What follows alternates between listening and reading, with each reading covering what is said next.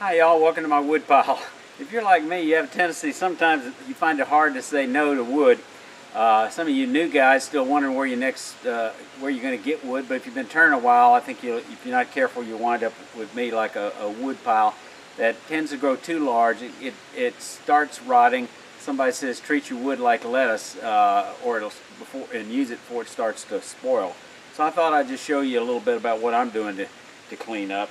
And one of my new purchases, I should have gotten one of these a long time ago. I got a tiny little Stanley 20-ounce axe. Any little axe is nice, but this is really helpful for splitting small pieces and separating bark off rotting wood.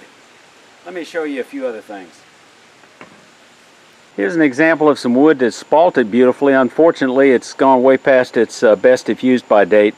It's got bugs all in it, and it's rather punky. Don't even know what kind of wood it was. I'm sure when I put it aside, I'll say, oh, I'll remember, because I'll get to it pretty quick. And who knows how long it's been here? Maybe a year, maybe a year and a half, maybe 2 years. Hard to say.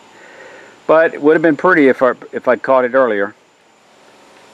I was driving along the street coming back from church, and I saw what looked like a pallet on the side of the road, and I keep noticing it, and 2 weeks go by and it's still there. So I knocked on the door.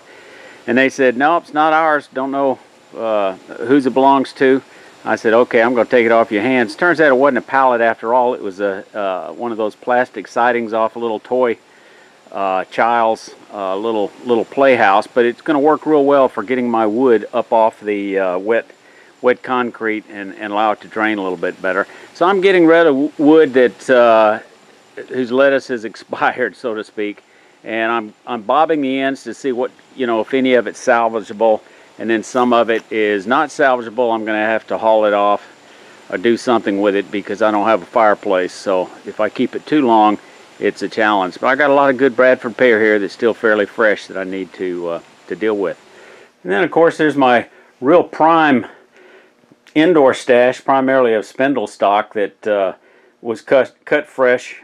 Sealed and brought inside, so I'm not concerned about bugs. Didn't have bugs when I brought it in, but I'm getting too much of this, and I've got more of this in my garage. So, I need to start turning more and make fewer videos, I guess. What are your thoughts? So y'all stay safe. Come on back here, and if you got a comment about your own wood section, leave it in the comments below.